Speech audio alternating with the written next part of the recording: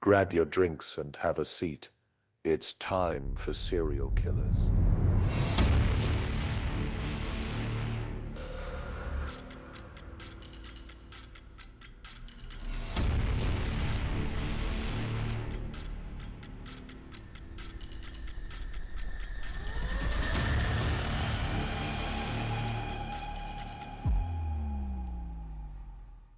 Hello. Well, hello. We're here Yes, we are. to tell you About serial killers. It'll never be the same. No, never. So if you don't know who we are, I'm T, And I'm Jay. and we like to talk about serial killers. Death. No, serial killers. And we are married. We have been for a very long time, so we like to chitty chit chat, and banter a little and talk about what we're drinking, and then we get into stories about serial killers. That we do. So if you're new here, welcome. If you're not, thanks for joining us again. We love you very much. So much. Which brings us to the second part of the introduction segment for the people who haven't been here before. And we like to talk about what we're drinking. What are you drinking? I am actually drinking a brand new Nespresso pod. Bum, bum, bum. I'm going to butcher the name because I am an idiot and I don't know how to say it. But it is cinnamon and tamarind. I don't know the word. Tamarind. And it is delicious. It is delicious. I really thought it was going to be too strong. It's delicious. And I'm drinking it with some coconut creamer. Scrumptious. Scrumdiddlyumptious. What about you? What are you drinking today? I am drinking a nice black tea with a little bit of sugar. Let's not lie. What are you drinking? I am drinking magnesium citrate so I can get my pooper checked.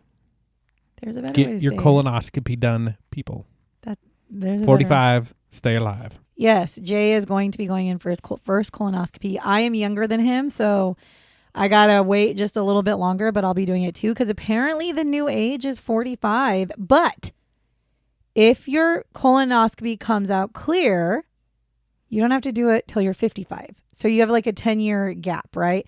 So definitely, if you're in the 45 and over club and you've never had a colonoscopy, you might want to schedule it because colon cancer is a silent killer. It is. So- and honestly, a little bit of a diet before, drinking some stuff that loosens up your inside. So far, not so bad. I'll let you know next week. Yeah, we'll see. So after we gave you our great PSA of getting your colons checked, as everybody should.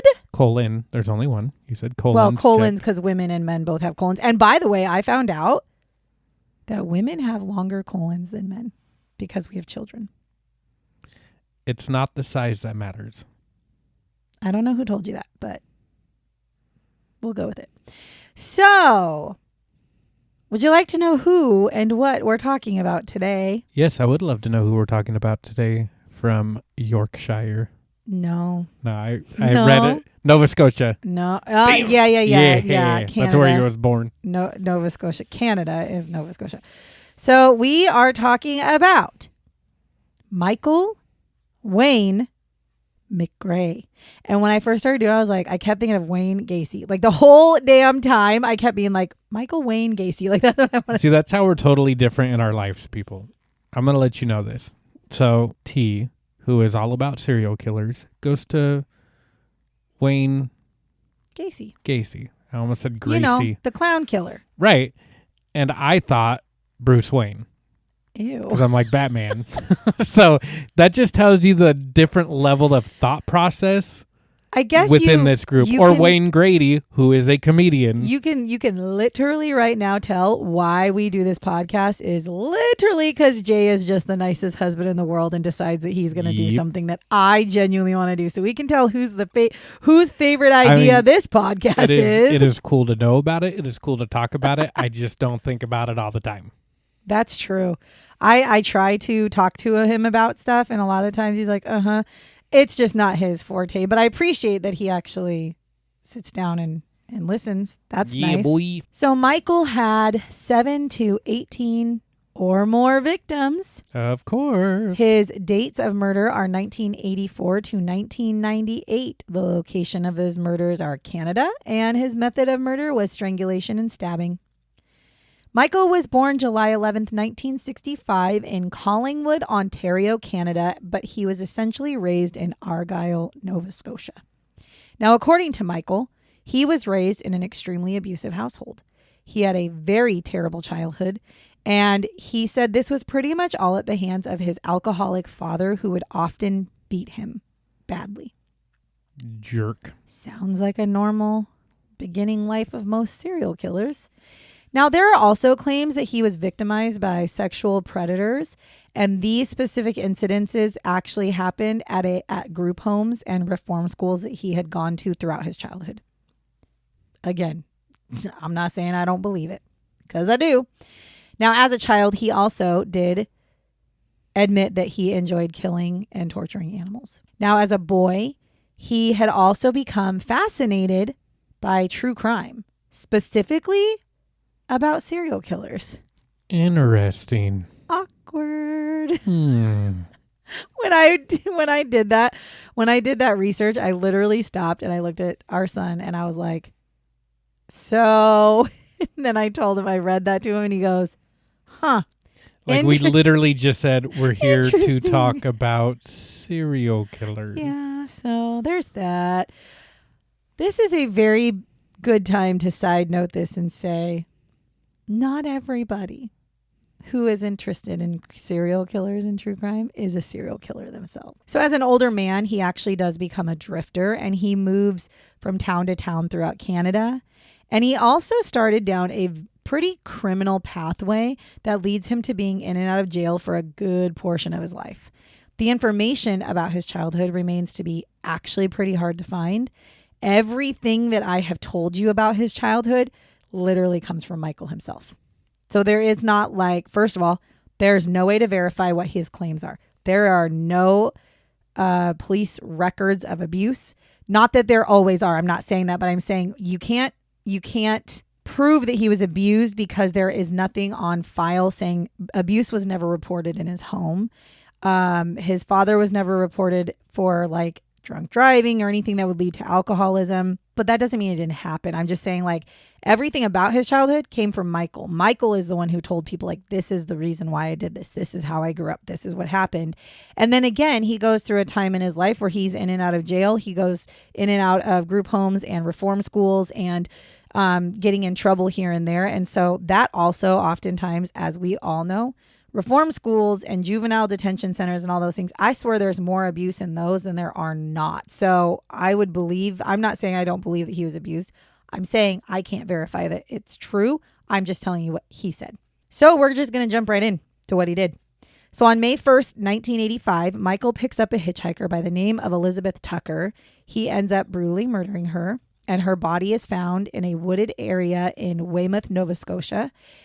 And her body isn't found until October 6th of 1985. So you figure May 1st to October 6th. Her body was discovered by a hunter and his dog. Now at the time, a man named Gregory Ashford was actually questioned for this murder, but they didn't have any hardcore evidence, so they let him go.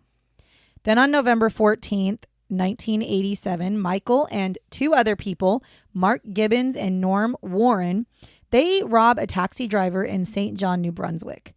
After, or I guess during this, the taxi driver calls the police. And the police end up showing up. It's a whole thing. They start doing investigations. And they end up finding the body of Mark Gibbons a little bit later that same day at Market Square. Like he's dead. Now, Norm Warren actually gets arrested and he is charged with the murder of Mark Gibbons. And he is found not guilty after a trial, but he is held accountable for that. And they also arrest Michael at the same time for the robbery of the taxi driver, but they do not charge him with the murder. Now, in 1991, during this time, Michael is actually still serving time for the robbery of the taxi driver. So in 1991, he's in prison. And he is given a 3-day weekend pass to stay at a halfway house in Montreal, Quebec during Easter weekend, which is, I mean, I guess if he's only in jail for robbery, I can see it. But to me, as knowing that he's a serial killer, I'm like, why the fuck would you let him out? So on March 30th of 1991, Michael meets a man named Robert Asali. And Robert invites Michael back to his home. Now, he meets Robert in an area that is full of like gay bars. So he went to this area specifically to meet gay men. However, it was reported that Michael hates gay men. So that leads me to believe that he went there for that reason. Yeah. So he ends up meeting Robert. Robert invites Michael back to his home. Then Michael agrees. And once Michael gets to his home, he ends up stabbing Robert to death. And he is stabbed multiple times in the throat and in the chest. Then on March 31st, 1991, so the next day, Michael goes back to the same area where he met Robert, and he meets a man named Gayton Ethier. Now, he is also invited back to Gayton's house, and Michael obviously agrees. Now, after Michael actually spends the night at his apartment, Michael ends up stabbing Gayton to death. Now, at this point, Michael decides that he does not want to go back to prison because remember, he's out on a 3-day prison pass. So he's like, yeah, I don't want to go back to that shithole. So he fails to return and his pass expires. And of course, after that happens, they put out like a bolo, I guess, on him. They don't find him for 2 months, though. Damn. So it takes him 2 months and he is rearrested. He is brought back to prison. Now, in 1995, the National Parole Board, so he is now in prison still. So you figure he was sentenced, I believe he was sentenced to 6 years for the robbery of the taxi driver, which would have been in 1987. So 6 years would have put him. So 1992 is when he would have been let out of prison. But remember, he escapes or doesn't go back. Yeah. So you figure 1995, he's still in prison. That's an extra 3 years that he's in prison. Now he goes up against the parole board, and the National Parole Board actually has concerns about letting Michael go out because they're saying he has anger issues. You think? They found he him, didn't come back the last time right. You They let didn't him out. Yeah, and so they talked about he had anger issues. They also said he also had been suffering with substance abuse while in prison, which is always funny to me. And again, never mind the fact that he completely disappeared when he was given the ability to have a 3-day pass. And so they were just kind of like, I don't know if he's ready to go.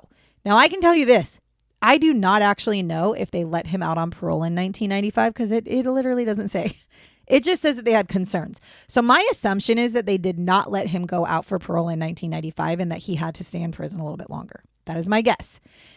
Now, February 28th of 1998, because his next murder is not till 1998.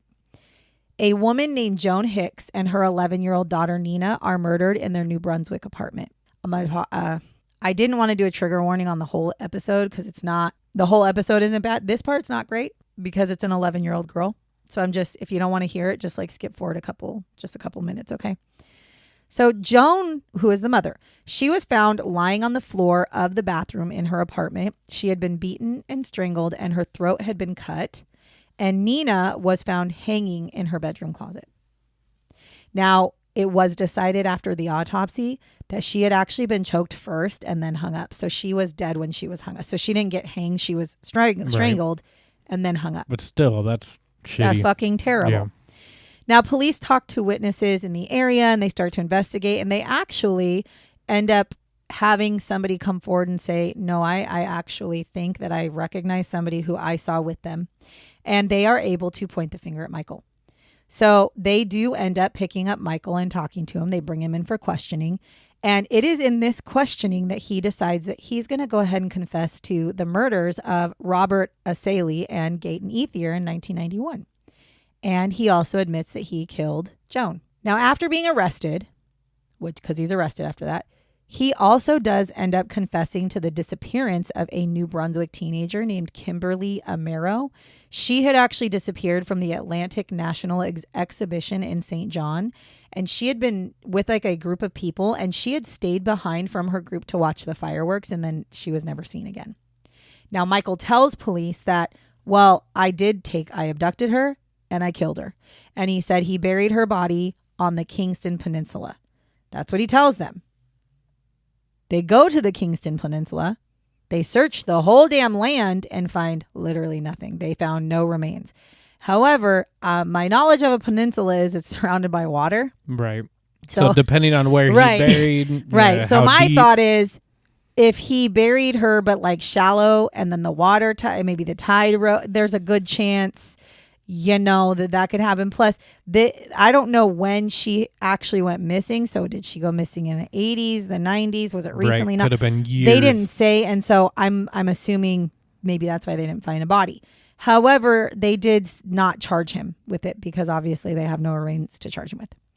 On March 20th, 2000, Michael ends up pleading guilty to the murder of Joan Hicks.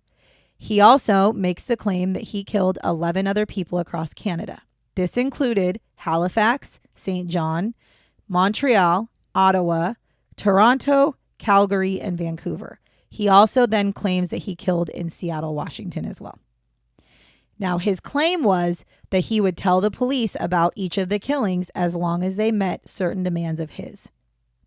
Then in May of 2001, Michael is actually charged with his 6th murder. So up until 2001, he was charged with 5 murders, which was Joan and her daughter, the 2 men that he had killed in 1991, but I don't know who the other one person would have been. And then he was charged with a 6th murder in May 2001, and this was the murder in 1985 of Elizabeth Tucker, the first one that we talked about in Nova Scotia. Now, this actually came as a result from multiple interviews and the reopening of her her file as a cold case file, that they were able to link him to her murder and charge him with her murder. So in November of 2010, Michael is moved to Mountain Institution, which is a medium security prison in British Columbia. For a serial killer. I was just gonna say I am not here to talk shit about Canada's system, but I have found I don't like their system. I mean, I don't like the United States system, but I really don't like Canada's system because I have seen this quite often. Serial killers have been released into the public. Serial killers are put into medium security prisons. Serial killers are given 20 years and they get out. They don't treat people because they just have a different way of viewing things. But in my mind, somebody who has been charged with 6 murders should never ever be in a medium security prison. Ever. So they move him to this medium security prison in British Columbia. And while Michael is there, he actually ends up killing his cellmate, 33-year-old Jeremy Phillips. Okay, this is why serial killers should not be in medium security prisons. This is why serial killers should be in maximum security single cell prisons. And his cellmate could have been in there for like a petty ass crime. That is my biggest pet peeve with prison systems across the board is they house, and people don't believe me, they house serial killers with petty criminals or somebody who's in there for fraud or somebody who might be in there for burglary, and their cellmate is a fucking serial killer. Serial killers should not be they should never share cells. They should be in their own kind of solitary confinement for the rest of their lives. If they're in life, they should absolutely not be sharing a cell, because if they are somebody who likes to kill and they do have, kill by strangling, which happens to be Michael, what's going to stop him from killing the people in his prison cells? Nothing, clearly.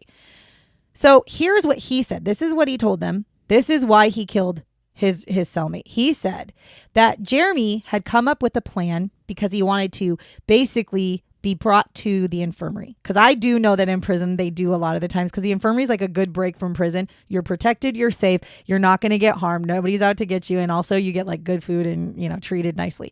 So he was like, I'm going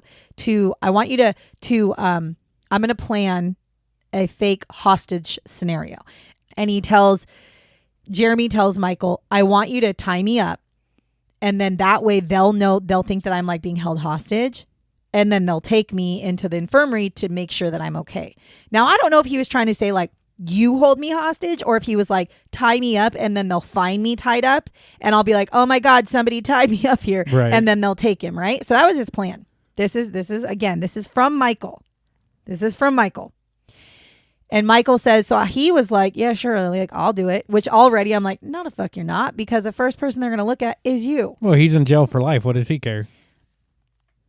I mean, I guess, but like you'll get the hole and you'll get, Right, but that might be his thought process. Like, I don't give a shit.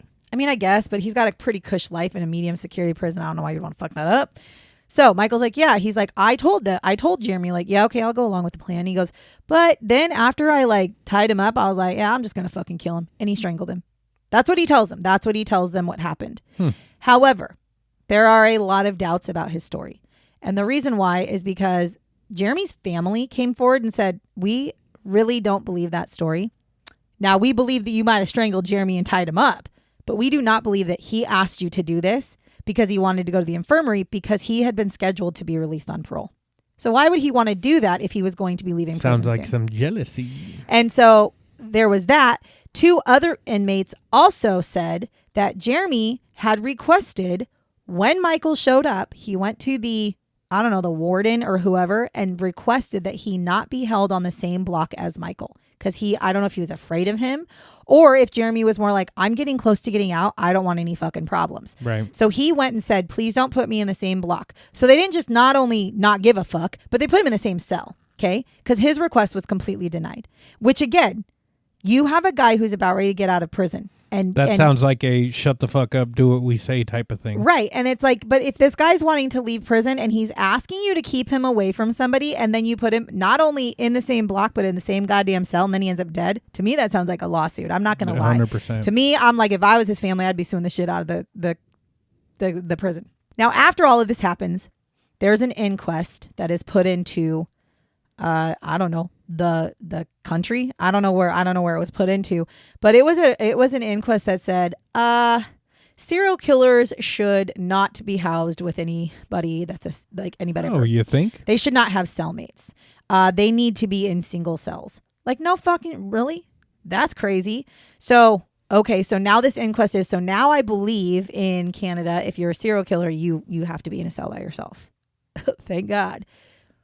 Now in 2012, St. Anne de Plain, which is another prison, became the new home for Michael. So Michael got taken in 2012. He got taken out of that medium security prison and he got put into this new prison, which happens to be the highest security prison in Canada. Rightfully fucking so. Now he is currently serving 7 life sentences and he will be 72 before he can even apply for parole. Good. Now, I got some shots. Oh, and that's what we're here for. I got some shots. So Michael is suspected of murdering a medical student named Philip Fraser in 1988. They have never actually been able to rule him out as a suspect, but they don't have enough to actually prove that he is the murderer. So they're kind of stuck, but they're pretty sure that he had something to do with his murder. Now on July 12th, 2019, the Nova Scotia Supreme Court announced that Michael was the prime suspect in a 1995 murder of Brenda Way. She was found with her neck slashed in Dartmouth, Nova Scotia, and her boyfriend Glenn Assoun, he was actually convicted of her murder. And he spent 17 years in prison for this crime. And he always had denied, like, I did not do this. And he went to jail for 17 years. And eventually his conviction is overturned because they are pretty sure it was Michael who actually did it. Damn. Now, Michael did continue to deny killing Nina, the 11-year-old girl, always. He's never actually come out and admitted to killing her. Which I'm just over here like... So who did he say it was? Oh, she hung herself. That's what I'm saying. Like, I'm sitting here Yeah. going, well, then what happened here? Like, you tell me what happened. Now, Michael did blame. Here we go. Michael blamed his urge to kill on the beatings that he received from his father when he was younger. He said that he would continue to kill if he didn't get proper treatment. Okay, that's what he said. Again, we don't use mental health or shitty past as an excuse for your bad behavior. It can be an explanation, but you don't say, oh, I kill people because I was beat as a child. That doesn't fly with me. Because if you know that you have urges of killing, you could have gotten help a long ass time ago and you chose not to. Yep. So, and this is why I say this, because some people are like, well, sometimes, no, don't come at me with that. Because guess what he did when he was in prison? He fucking actually reached out to a psychiatrist and asked if he could have meetings with her because he needed help. And if he didn't get the help, he was going to continue to kill. So he asked for help. So you could ask for help. You could have, and you chose not to. Exactly. Now, while he was in prison, he also claimed to be controlled by demons. And at that point, that's when he made the request to see the psychiatrist. And he wrote her the longest letter, which I did not. I'm not reading it because it's pages, but he wrote her a long, long letter. And this was when he was, I think it's when he was at the highest security prison. I think this was after all that. So it's like after he killed his cellmate and all this stuff, he finally is asking for help, I guess. Now, I did not do my research on this, so I'm just going to tell you guys what it says. I found it a little strange, I'm not going to lie, but I'm not knowledgeable enough in this. So he had seen other psychiatrists throughout the years. And he did see one, and this one psychiatrist actually found or said that they had found that he had severe Tourette syndrome. Now listen. And that's why he killed? Now listen. In my knowledge of Tourette's, that is involuntary tics, and you might speak involuntarily. I know you have involuntary movements.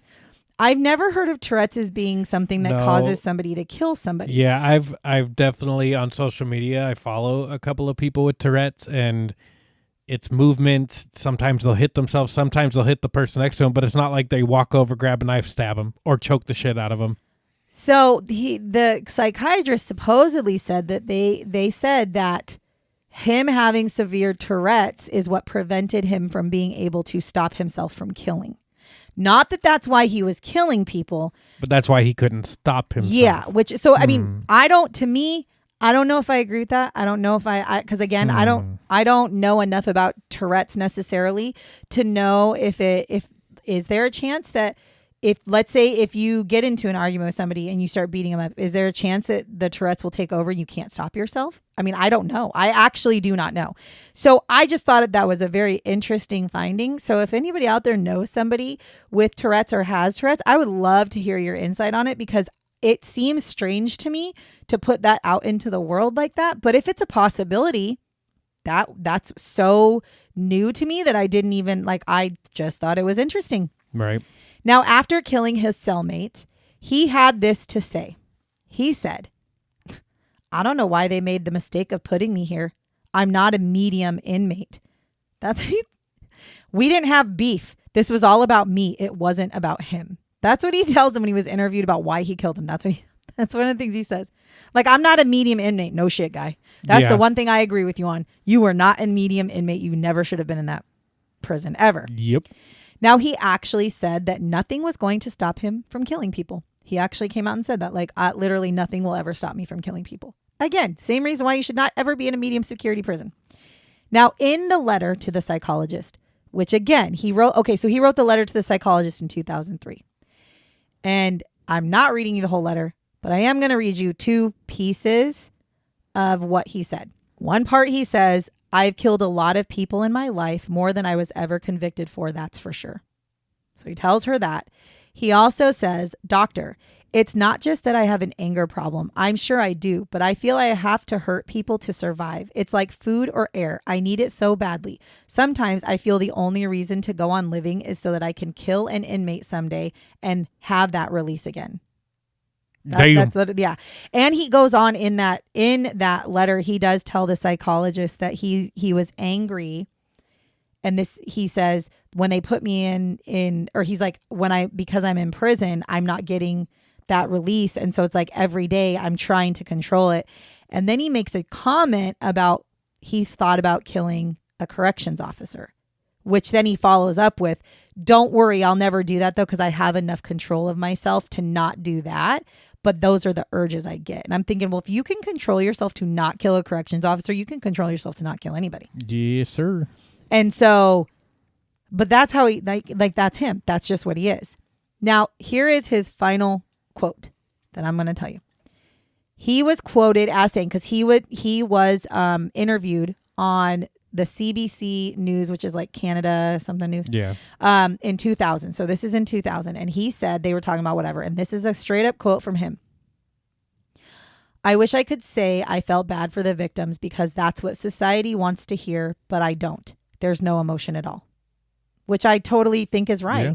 I think that's your literal, he is the definition of a serial killer. Not definition as in he killed, 2 or more people. He is what you think of when you think of a serial killer. Somebody who will kill people, doesn't have remorse, doesn't care. He does it strictly for his own release of whatever, whether it's to release anger or whatever. He does it for his own personal satisfaction. He's not stealing from them. He's not raping them. He genuinely is killing because he likes to kill and he likes how he feels when he kills. I think that's what makes him scary. I agree. And the fact that he has said, like, I literally kill, or I literally live to kill. I am alive because I can continue to kill. If I can't continue to kill people, I might as well die. Which also, sir, time's a ticking. Like, what are you doing? How long are you going to be in prison for? So that's where we're at. So right now he is currently, again, he is in prison, and he will be in prison at least until 72. I hope by God's grace of everything that they do not ever let him out, because absolutely he'll kill right away. Yeah. Also, and he'll probably tell him that. Also on that 3-day pass that he was let out on, he told the psychologist that he killed 4 people, but they only caught him for 2. 4 people in 3 days? Well, he also didn't go back. He didn't go back. Yeah. So he most definitely could have. And that's what the or more is about. Exactly. So that's why he's been only convicted of 7. But according to him, at least 11. And actually even more than that. For the people who think all Canadians are nice, here you go. I mean, Canadians are just like Americans, where we have some shit-ass individuals and some really great people. They live everywhere. So, I like when we get to do ones that aren't in the United States. But like I said, I don't like Canada's justice system. I don't like how they do things. They're very, I'm dumb because I was just saying there's so much like England because they're hello. Anyways, but yeah, they definitely have a system where they have their life is not life. And again, I agree that not everybody deserves life in prison, but I don't know if any of you would agree with me on this, but Michael is not one of those people. Michael deserves life. Yeah, I was going to say, but on those people that do, they should be then? there. Yeah. And then again, to let him go into a medium security prison as a serial killer blew my mind. Like, I could see you maybe putting a murderer in medium security who like maybe killed one person and was like, I fucking feel bad or whatever. But you put a serial killer. I live to kill. Who literally, who literally says things like, prison. I will never stop killing. I live to kill. And I'm just kind of like, listen, as a matter of fact, here's the worst part of it. He was moved to that institution, the medium security institution, in 2010. He wrote the letter to the psychologist about killing people in 2003. So he wrote that letter to her about wanting to kill corrections officers, wanting to kill inmates before he was put into that medium security prison. He never should have been there. In my mind, I think Jeremy's family has a really good chance at honestly a lawsuit because he never should. Where the wires were crossed on that, I have no fucking idea. Yeah. So that is the story of Michael Wayne McGray, also known as Wayne Gacy. No, I'm just kidding. It's not Wayne Gacy. Batman. Or Bruce Wayne. Yeah. Your choice. Your fucking choice. If you like what you hear, if you like hearing about serial killers, and if you're not following us, make sure you are. If you are following us, thank you so much because we genuinely appreciate it. I am not even going to play right now. Y'all are showing up on what day was it? I think it was Tuesday. We had like a massive spike in downloads. And I'm always like, damn, that makes me feel so good. Because that normally means that one person maybe potentially listened. It was either shared or listened. It was like, oh, I like all their shit and started downloading. But it does not matter how they come.